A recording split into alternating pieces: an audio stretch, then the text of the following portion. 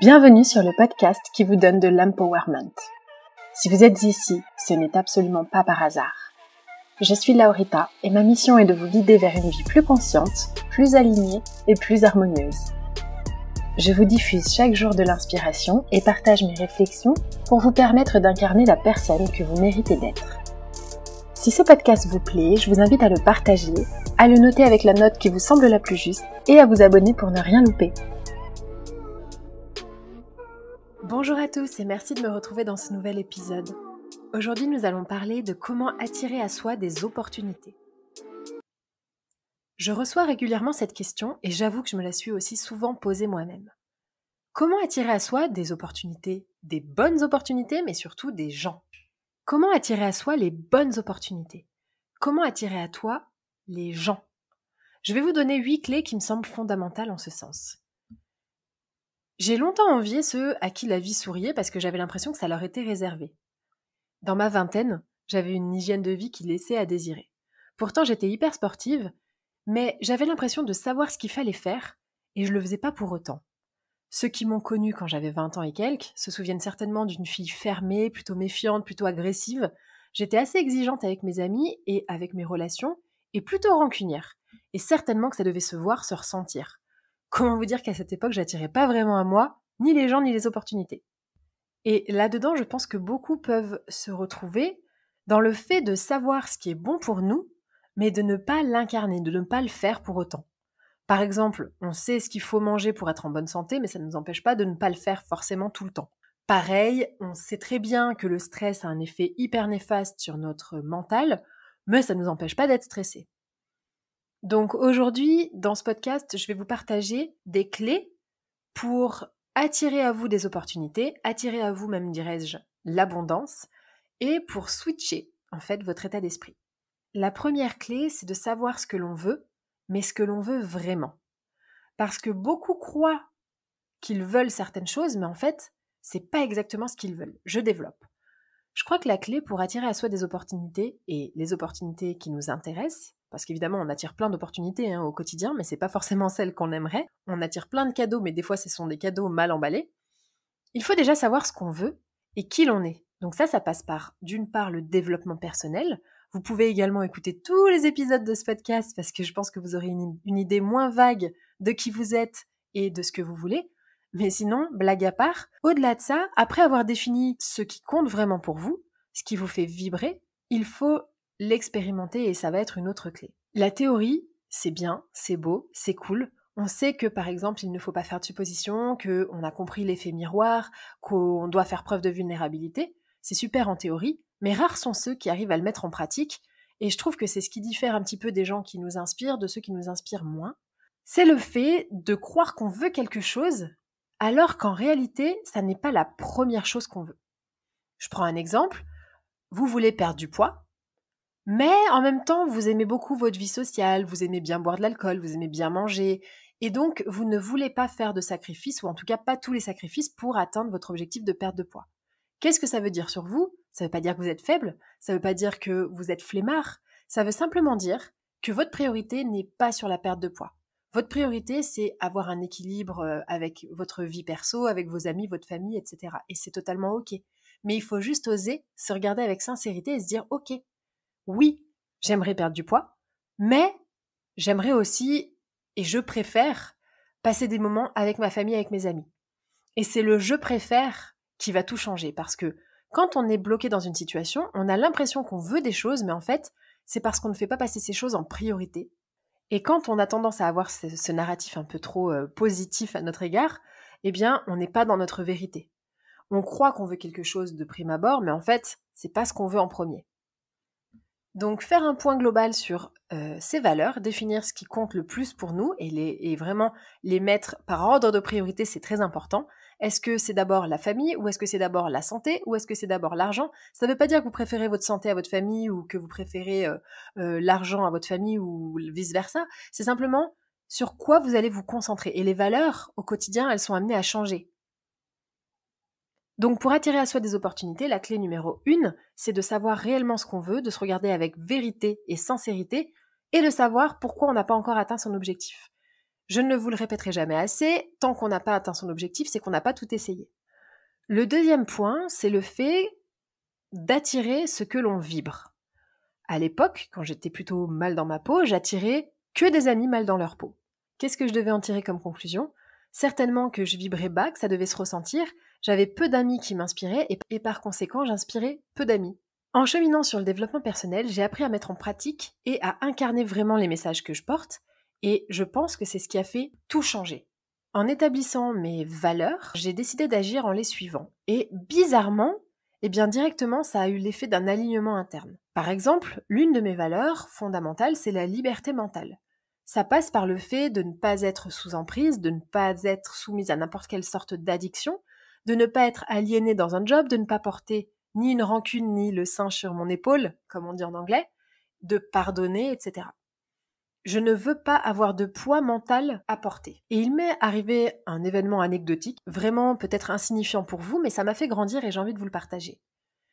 J'avais une amie très proche, on s'appelait toutes les semaines, toutes les 2 semaines, on se racontait tout, on se voyait souvent, et elle ne m'a pas invitée à son mariage. Première réaction, mais comment elle a osé, mais c'est abusé, mais pour qui elle se prend, en fait c'est pas mon amie, mais attends, mais comment j'ai pu me leurrer tout ce temps ? Ça c'est l'ego. Et puis, parce que j'ai travaillé sur moi-même, j'ai pris du recul et je me suis dit, ok, attends, est-ce que j'attends quelque chose d'elle dans notre amitié ? Cet événement m'a permis de me rendre compte, et de remettre l'église au milieu du village, qu'on n'est pas amis avec des gens pour qu'ils nous donnent en retour. C'était mon amie, et c'est encore mon amie d'ailleurs, parce que j'aime sa présence, parce qu'elle a plein de qualités, parce qu'on passe de bons moments ensemble, parce qu'elle m'inspire en quelque sorte d'une certaine façon, parce qu'on adorait passer des nuits et des nuits à parler. Et le fait que ce soit mon amie n'est pas soumis à la condition qu'elle m'invite à son mariage.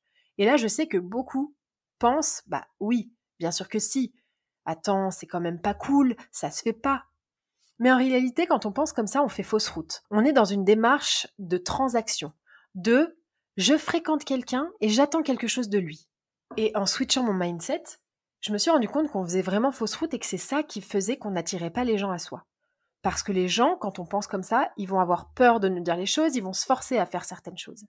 Donc évidemment, à cette époque-là, j'ai dit à mon ami que ça m'avait blessée, que j'avais pas compris, on a eu une discussion, et aujourd'hui, c'est encore mon ami. C'est mon amie pour toutes les qualités qu'elle avait avant son mariage, et qui sont toujours ses qualités aujourd'hui, et notre amitié n'est pas soumise à condition. Et ça, c'est une clé très importante. C'est une clé qui permet de faire en sorte que les gens ressentent que, waouh, ok, ah ouais, cette personne, on peut être authentique avec elle, c'est ok. Cette situation, il y a 15 ans, je l'aurais vécue différemment. J'aurais été aigrie, je lui en aurais voulu à la mort, et clairement, on ne serait plus amis aujourd'hui. Mais en ligne avec ma valeur de la liberté, je me suis dit, ok, tu dis toujours qu'on peut tout pardonner, mais est-ce que toi, tu sais vraiment pardonner ? Est-ce que tu as envie de porter le poids de cette rancune sur tes épaules ? J'ai travaillé sur moi, je me suis regardée, et c'est une nouvelle clé que je vous apporte, de ne pas faire intervenir l'ego. Je vais y revenir. Donc c'est vraiment attirer une énergie d'amour, de joie, une énergie bienveillante, de confiance.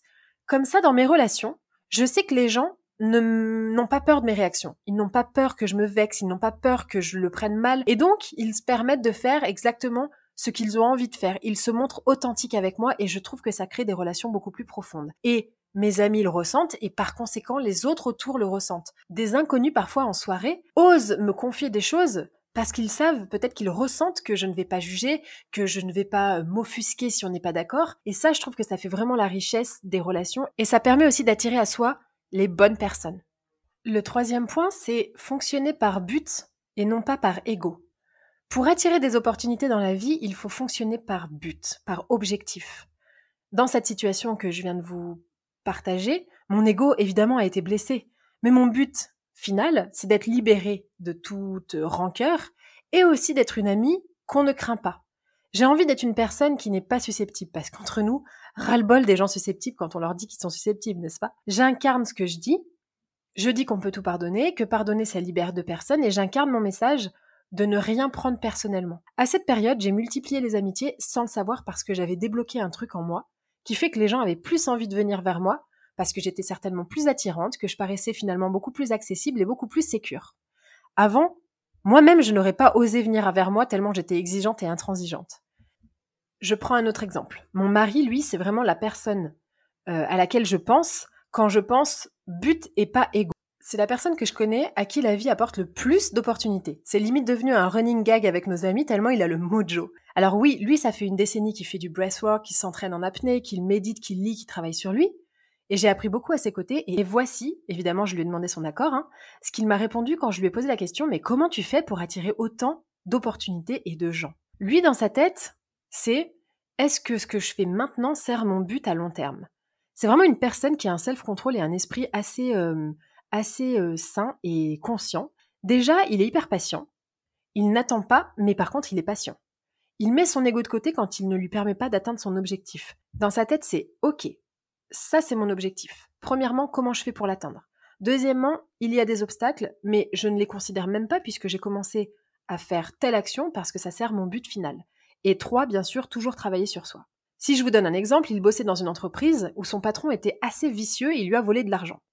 Au lieu de perdre son temps à ruminer, à engager des démarches judiciaires, etc., il est resté dans cette entreprise un petit moment pour prendre ce qu'il avait à prendre, c'est-à-dire de l'expérience, du réseau et de l'argent. Et par la suite, ça lui a ouvert des portes parce que ça a servi son but final. Moi, typiquement, aujourd'hui, je n'ai pas du tout sa force. Je sais très bien que si je travaille avec une personne qui me vole, ça va impacter mon état émotionnel et je vais avoir du mal à rester. Lui, il se comporte de manière irréprochable, même avec une personne malhonnête. Ça veut pas dire qu'il se laisse marcher dessus, ça veut dire qu'il sert son but et qu'il vit selon ses valeurs. Ses valeurs, c'est d'être une personne bienveillante et qui travaille bien, donc il va continuer dans sa ligne, il ne va pas changer sa nature face à quelqu'un qui a une nature malheureuse, et peu importe le mal-être des gens qui l'entourent, il va toujours faire en sorte de rester aligné. Il ne laisse jamais sa paix intérieure être perturbée par des circonstances extérieures, enfin jamais, quasiment, et je vais développer ce point-là par la suite. Comme il est irréprochable et qu'il agit selon des valeurs qui sont plutôt positives, personne ne peut vraiment lui mettre des bâtons dans les roues. Même les plus malhonnêtes des managers ne peuvent pas donner un feedback négatif sur lui parce qu'il fait en sorte de faire les choses bien. Et c'est ce qui lui vaut aujourd'hui, je pense, le fait d'être contacté chaque semaine par des entreprises, de rencontrer des gens quasiment tous les jours, de se faire des amis quasiment tous les mois, et d'être vraiment accessible et de vraiment avoir un espèce de canal très ouvert. Donc c'est vraiment le point de ne pas fonctionner par ego, laisser son ego de côté quand il ne nous sert pas, mais fonctionner par objectif. 4e aspect pour attirer à soi les opportunités, c'est incarner ses valeurs et ses messages. Ça rejoint un peu le point précédent. Est-ce que je suis capable de faire ce que je dis? Est-ce que je suis capable de dire ce que je fais? Beaucoup veulent changer, mais peu sont prêts à le faire ou à être ce qu'il faut faire pour changer. Et je pense que ça, c'est quelque chose qui n'est pas du tout attirant. Quand je rencontre quelqu'un, par exemple, et que cette personne me donne des informations qui me semblent contraires à qui il est, à son énergie, à ce qu'il renvoie, à ce que je perçois de lui, ça me met hyper mal à l'aise et j'ai pas envie d'aller vers cette personne. Et ça, c'est aussi quelque chose qui fait que ça peut bloquer aussi les opportunités de venir à vous quand vous dites quelque chose, mais que vous n'incarnez pas ce que vous dites. Et ce point-là, il est vraiment lié à la puissance des ondes qu'on émet. On attire ce qu'on vibre. C'est-à-dire qu'il va falloir aller incarner son développement personnel, il va falloir incarner ce qu'on croit et mettre en place des actions concrètes pour incarner tous ces livres de développement, toutes ces conférences, tous ces podcasts qu'on écoute. Ce point-là, c'est vraiment le côté alignement. On aligne son extérieur avec son intérieur. On aligne ses pensées, ses dires et ses actions dans le même sens. Quand on ne dit pas la vérité, ou quand on dit des choses qu'on ne fait pas, ou quand on raconte, on a un narratif, comme je vous le disais tout à l'heure, un peu trop élogieux à propos de soi-même, on se ment à soi-même, donc on se retrouve dans une énergie de blocage, dans une espèce d'énergie de rupture. On n'incarne pas vraiment ce qu'on dit qu'on incarne, et donc on va traverser des phases de déprime, parce que les gens qui mentent ou qui se mentent, ils sont pas bien dans leur peau. Quand on ment, ou même quand on se ment à soi-même, c'est le pire ça encore, quand on se ment à soi-même, on se sent pas bien. On se sent bloqué, on sent qu'il y a un truc qui va pas, on n'arrive pas à le faire sortir et parfois ça se manifeste dans notre corps physique par des maux, par des douleurs, par toutes sortes de choses. Donc quand on n'incarne pas son développement personnel, on va venir rompre avec ses propres besoins, avec ses propres objectifs. Parce qu'incarner, c'est la plus grande légitimité, mais surtout, c'est ce qui inspire les gens. Quand on est au contact d'une personne qui incarne ses messages, on se sent en sécurité. On se dit, ok, cette personne est vraie. Cette personne, je sens que vraiment elle a une énergie qui me sied, une énergie qui me fait du bien. Pourquoi ? Parce qu'en fait, elle semble tellement alignée, elle semble tellement zen, elle semble tellement bien dans ses baskets, que j'ai envie soit d'être comme lui, d'apprendre de lui, ou simplement de le fréquenter parce que c'est quelqu'un qui va me tirer vers le haut. Autre étape clé, je pense, qui est de ne laisser personne maîtriser son état émotionnel. C'est un des points sur lesquels, personnellement, j'ai encore un peu de mal. J'ai du mal à ne pas être impactée par les ondes extérieures. Par exemple, si je passe 2 heures avec une personne qui ne fait que de se plaindre, je vais être lessivée à la fin. Préserver sa paix intérieure, c'est la base pour ne pas, d'une part, baisser ses vibrations, dans le jargon spirituel. Autrement dit, quand on est lessivé, quand je passe du temps avec une personne qui est négative et que je me laisse impacter, je vais être fatiguée, donc je vais être plus fermée. Et donc, comme je vais être plus fermée, je vais être fermée au sens propre et au sens figuré, ça va bloquer les gens, ça va bloquer les opportunités. Peut-être même que je ne verrai pas les opportunités qui se présentent parce que je suis trop fatiguée, parce que je suis trop lessivée, parce que ça m'a drainé mon énergie. Donc, ne laisser personne maîtriser son état émotionnel, c'est garder sa souveraineté intérieure. Ça veut dire que je reste souverain de mon état émotionnel et les gens qui vont m'approcher verront que je suis totalement hermétique à toute forme, par exemple, de malheur ou toute forme de négativité. Et ça, c'est quelque chose aussi qui est hyper inspirant. Les gens, tu sais qu'ils sont toujours plutôt positifs, ou en tout cas, ils sont toujours en paix. Tu te dis, j'ai envie d'être à côté d'eux, j'ai envie d'être à leur contact parce que je sais qu'il va pas y avoir de problème, qu'ils vont pas émaner des choses négatives de leur intérieur vers moi. C'est très en lien avec la clé suivante qui est de faire attention aux subtils, aux énergies. Qu'on y croit ou pas, j'ai envie de vous dire, il vaut mieux tenter sa chance. Parce que les énergies, elles ont une explication un peu rationnelle. Je ne vais pas rentrer dans les détails, j'en ai déjà parlé plusieurs fois. Mais si, par exemple, vous passez votre vie à parler sur les gens, à vous plaindre parce qu'il fait froid, à en vouloir à Jacqueline ou à se méfier de Jean-Michel, ou à se méfier de tout d'ailleurs, d'une part, ça va vous prendre énormément d'énergie. De deux, vous allez certainement passer à côté d'opportunités parce que vous allez vous méfier. Vous verrez peut-être le verre à moitié vide au lieu de le voir à moitié plein et vous n'allez pas saisir votre chance. Et de trois, vous n'allez pas donner envie. Et ça, ce sera mon avant-dernier point. Et ce que je veux dire par l'importance du subtil, en fait, vous allez voir que toutes les clés que je vous donne là, elles sont liées et ça pourrait n'en être qu'une seule. Quand je donne pour recevoir, je suis dans une énergie de transaction. Ce que je vous racontais avec mon ami tout à l'heure, c'est vraiment une énergie de troc, de pénurie. Je suis needy, je suis dans une relation où j'attends quelque chose. Donc, j'espère un retour et en fait, en attendant quelque chose, je vais bloquer le reste. Alors que je pense qu'il faut être dans l'abondance, c'est-à-dire je te donne mon amitié, je te donne ma confiance parce que ça me fait plaisir. Je m'attends à rien en retour. Quand je suis dans le besoin, quand j'attends quelque chose en retour, je vais recevoir moins que ce que je veux. Pourquoi ? C'est un peu ce qui se passe dans les couples, vous savez, quand on a un énorme déséquilibre. Il y a une personne qui colle parce qu'elle est dans le besoin et dans la dépendance affective. Qu'est-ce qu'il va avoir envie de faire l'autre ? De partir, de prendre ses jambes à son cou et de s'en aller. Parce que quand on sait que quelqu'un a vraiment besoin de nous, quand on a l'impression que la personne elle est dépendante de nous, quand elle attend quelque chose de nous, il y a un mécanisme dans notre cerveau qui fait qu'on a moins envie de le donner. C'est comme, vous savez, je sais pas si vous avez ça dans votre entourage, des gens qui vous demandent des compliments ou qui se plaignent pour que vous leur disiez mais non, pas du tout. On n'a juste pas envie de leur dire mais non, pas du tout. On a envie de leur dire ouais, c'est clair en fait. Parce que c'est quelque chose qui est désagréable, c'est quelque chose qui n'attire pas. Limite, ça repousse en fait. Et ça se joue au niveau du subtil, c'est des énergies, on n'arrive même pas vraiment à l'expliquer, mais c'est simplement que quand on donne pour recevoir quelque chose en retour, on se met dans une énergie basse. Pour augmenter ces vibrations et pour vibrer plus haut, il y a quelque chose de fondamental, c'est le fait de donner, parce que donner, ça rend heureux. Il y a des études qui le démontrent, c'est qu'en donnant à quelqu'un, on se rend heureux soi-même, on se fait un cadeau à soi-même. Donc, pour attirer des opportunités à soi, il va falloir d'abord en donner. Il va falloir donner ce qu'on veut. Par exemple,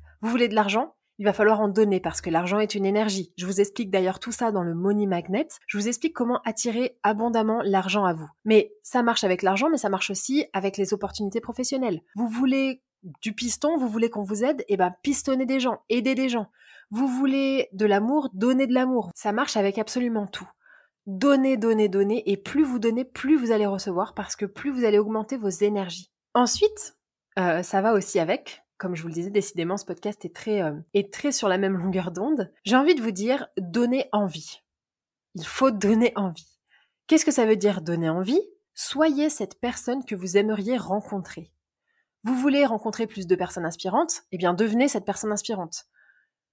Qu'est-ce qui donne envie? Les gens qui sourient, les gens qui savent plein de choses, les gens qui vivent des expériences extraordinaires, qui ont de l'expérience, qui ont une ouverture d'esprit. Qu'est-ce qui vous inspire? Et pourquoi ils vous inspirent? Moi, ce qui m'inspire, par exemple, c'est des gens qui ont vraiment une motivation sans faille, des gens qui font des choses de façon différente, qui osent, les gens qui entreprennent, les gens qui sont sportifs, les gens qui ont des objectifs, les gens qui font des choses que la plupart des gens ne savent pas faire, peut-être des gens disciplinés, les gens gentils. Les gens gentils m'inspirent, les gens gentils me font du bien. Ceux qui sont stables émotionnellement aussi, ceux qui sont marrants, ceux qui prennent soin des relations, qu'elles soient à distance ou dans la vraie vie, ceux qui se souviennent des petits détails, ceux qui ont de la clarté d'esprit. Et pour ça, eh bien, il va falloir travailler sur soi. Ça ne vient pas du jour au lendemain. Comme on dit, fake it till you make it. Moi, j'étais pas du tout souriante. Et j'ai fait le test. Faites le test, vous verrez si vous êtes quelqu'un de plutôt pas souriant, plutôt timide. Souriez aux gens dans la rue. Forcez-vous au début. Disciplinez-vous. Vous allez voir que vous allez recevoir des sourires de plus en plus. Parce que c'est un travail, c'est le travail d'une vie. Mais essayez et vous verrez, vous allez avoir des résultats bluffants. Essayez de faire envie. Faites comme si vous faisiez déjà envie. Soyez beau ou belle, osez briller. Dans notre société, c'est encore mal vu de prendre sa place. Ça met les autres mal à l'aise, mais ça, c'est leur problème. Prendre sa place, ça veut dire inspirer. Et inspirer, c'est parce que la plupart des gens n'osent pas prendre leur place. Et dans notre société, il y a peut-être un peu moins de gens inspirants parce qu'on a peur de prendre sa place, on a peur de briller. On a peur d'entamer de nouveaux projets, on a peur de parler de nos rêves. Pourtant, c'est ce qui va permettre un monde meilleur. On a peur de désapprendre chaque jour, et donc on est dans cette énergie de peur, de crainte, de méfiance. On a peur d'oser. On a peur d'oser donner envie. On a peur d'oser faire semblant. Et beaucoup d'entre nous ont envie de rencontrer des gens inspirants, mais en fait, on a envie de rencontrer des gens inspirants sans l'être nous-mêmes. Donc en fait, c'est être exigeant avec les autres, sans l'être pour autant avec soi-même. Et justement, dans cette notion de donner envie, c'est aussi se donner les moyens d'inspirer. C'est de l'idée par l'exemple. Et pour terminer, ça va être une clé hyper simple et facile et rapide, c'est demander ce qu'on veut. Pour attirer des opportunités, parfois il suffit simplement de demander. Parce que les autres ne sont pas dans notre tête, ils peuvent pas savoir ce qu'on veut, ils peuvent pas savoir quels sont nos projets. Beaucoup d'entre nous n'osons pas demander. Moi, la première, parfois, j'aimerais, par exemple, trouver un poste aux États-Unis, j'ose pas demander à mes contacts. J'ai peur de déranger, j'ai peur qu'on me dise non. Parfois, simplement le fait de demander, ça ouvre des portes. Donc vous l'aurez compris, c'est un savant mélange entre le subtil, l'action, le mindset et le courage. Et ce cocktail fabuleux crée une vie alignée dans laquelle tout est plus facile. Je dis pas que tout est facile, mais tout est plus facile. Si vous arrivez à mettre en place toutes ces clés, faites-moi un retour, je pense que vous aurez complètement débloqué votre canal et que vous serez complètement ouvert à l'abondance. J'espère que cet épisode vous a plu et je vous dis à très vite pour un prochain épisode.